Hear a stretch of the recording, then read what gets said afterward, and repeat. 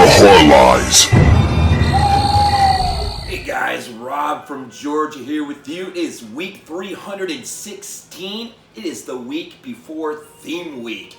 And this week I bring you this Wednesday night a Bay of Blood, or Twitch of the Death Nerve, or Bloodbath, or about this one, Last House on the Left Part 2. What the freaking crap is that? But it's true. It was released at the drive-in circuit here in the U.S. under Last House on the Left Part 2. And if you look up the poster art for it, they actually collaged it with the original, some of the original artwork from the original Last House, and then some of the artwork from Bay of Blood. Well, the Italians don't only do this, apparently we've done it too. So interesting, right? But we are talking Mario freaking Bava, and we are talking 1971. This is my edition, Arrow edition of Bloodbath, or whatever title. I like Bay of Blood. I just, I kind of like, I think I like this cover a little bit more, I think. But yeah, as with any Arrow, reversible artwork right inside. We know this stuff, right? Anyways, yeah. So, Mario Bava, this film stars Claudine, Auger is Renata, Luigi, Pistilli, I think I'm going to butcher these, Alberto, Claudio, Camaso is Simone, and Anna Maria Rosati, Laura. Anyways, so that's basically your cast. But yeah, Bay of Blood. Why Bay of Blood this week? I think I was in the Italian mood again, and so I didn't look like anyone had reviewed it, so I thought I would go ahead and revisit this. Now, one of the cool things about this film, other than it's a Mario Bava film, and other than it's connected with Friday the 13th, in terms of Friday the 13th really sort of has its roots in this film. But this film actually was inspired by the 1968 uprising, Paris uprising. And as Dardano Sacchetti, he talks about it, it's like this old versus young sort of thing. In commercialism, it was economics, the labor unions were getting involved, and it got nasty. It got so nasty that the president of France actually went to Germany for just a short bit and then came back. I don't know if they thought a full-fledged revolution was in the works or what, but it was enough that it influenced the minds of both Sacchetti and Mario Bava. And in terms of the script writing process, they leaned on that, which is interesting because that really does help sort of bring some clarity to this film, because this film really can possibly, I guess, come across as a jumbled mess, and it's not. And the end can come across as one of the most awkward, sudden, weird shifts, or I don't know how you describe it, but it makes all the sense in the world if you just listen to Sacchetti talk about, the reasoning that goes in behind this film and this particular script. Now, really, what you have here is sort of like those old throwback films where everyone gets called to the mansion or whatnot, and you got to basically survive the night, and then you get your hands on the inheritance, and of course only a few, if but one, might actually survive the night. It's really kind of like this. This movie's kind of like an offshoot of that in a weird way, except what you have right off the bat is some conspiring, by one another against another, and really you have this, the Countess and her husband who are sitting on this huge mass of wealth and the real estate that's sitting on this beautiful lake. And as I think Sacchetti might have mentioned it, it really is brutal warfare just to get a piece of scenery, which ultimately in the end, they're robbed of getting it. It's great how they end. I'm not going to give away the end, just in case you've never seen it. But there is a consistent theme through this film. And so as one or two conspire against others, and then sort of, look, it's tough, right? I actually drew out a map of this thing. And this is what we're talking about. This is, it's confusing, okay? The designs on, that those have on one another. But yeah, you might want to pause that maybe and just take a quick look at that. But it can be followed. It can be followed. It's not that jumbled, and it's just really you've got these people and these family members and whatnot and others who are really seeking to get their hands on this wealth, and if it means murder, then they are going to wipe out anyone and everyone in their pathway. Now, what's interesting in terms of Friday the 13th, both one who owes itself to this film, but part two, they both steal specific scenes that are in this movie, and this movie, in fact, they get edited, and like there's the famous, spear through the two on the bed in Friday the 13th Part 2.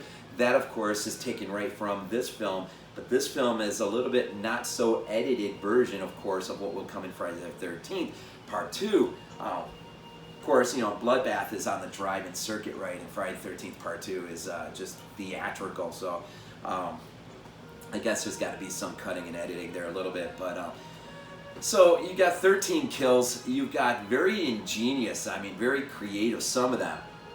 It rises from, it goes from your typical strangulation to, the scene with what's her name? Oh, I can't remember the character's name. One of the 4 teenagers that show up, and they sort of like get tossed into this meat grinder effect.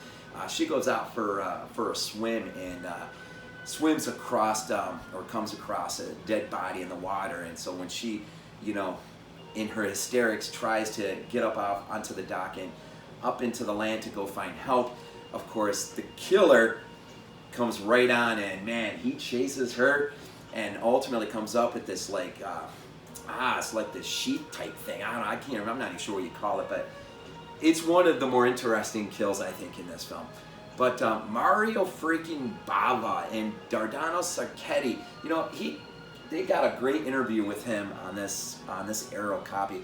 And it just amazes me, but there is a man, a screenwriter, right, who is a writer who's been, he starts off with Argento, he goes on to work for Bava, he then turns around and falls into the hands of Fulci, he's worked for Margaretti, and others. I think he might have been an uncredited in Amityville 2: The Possession, if I remember right. So you got this brilliant writer, and he leans back, of course, and refers to Mario Bava as just an absolute genius. Bit of a recluse, but an absolute genius. And this film is so much fun. And I don't want to forget the composer, Stelvio Soprania. I'm butchering his name, I'm so sorry. But he'll end up actually composing the music for Nightmare City for Lindsay, which is kind of interesting. So really, you get really all this mayhem ensues, all for the right to lay claim to this amassed fortune, which I don't know if you're really ever told who this money is going to go to. You do have a character who is somewhat of a strange but related to the family, who's sort of on the outskirts, who immediately invokes his presence into this film in huge ways. And then you have another, like a half-sister, whatever, her and her husband come into the mix. And when we're talking mayhem, man, when mayhem starts rolling, and the fact that these 4 teenagers get sort of wrapped up into this to their own demise, it really is a nasty bit of business that goes on at this house and in the surrounding land, as they're just really, I think as Sacchetti said, this is really just about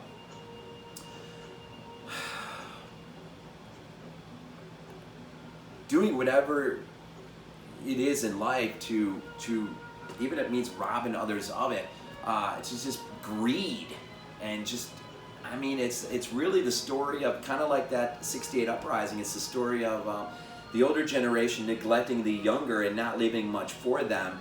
And and when that happens, you always risk the chance that the younger are going to revolt against you, and that of course is somewhat at the heart of this film, this Mario Bava film, this Bay of Blood, and it is a Bay of Blood, and so for 316, I just wanted to sort of share my own personal enthusiasm a little bit for yet another Italian film, this time, of course, Bava, and surely there is no one out there that's never seen this, right? I mean, surely everyone has seen this. But if not by chance, I think a great double feature would be watching this first and then watching the original Friday the 13th, and that would be quite the double feature one night. So anyways, again, Rob from Georgia, bringing you some more Italian goodness from '71, some Mario Bava goodness, again, the Aero edition, and some good stuff. So I did take note that my Bills were up against the Giants, so I need to see what that score was. But anyways, keep enjoying the rest of this week as we roll on into another theme week next week. And we all appreciate when you guys check in, when you view, when you drop comments, when you hit the like button and do all that stuff. It really encourages us, I think. It really helps to motivate us and to keep plugging away at this and to keep doing it, because, you know, we all just love movies. And we love talking about movies, I think, and sharing our love for cinema with anyone and everyone. And so, again, another episode of Body Bags here on your Wednesday night, and y'all have just an absolutely great rest of your week. As always, we end these things off with, go freaking Bills.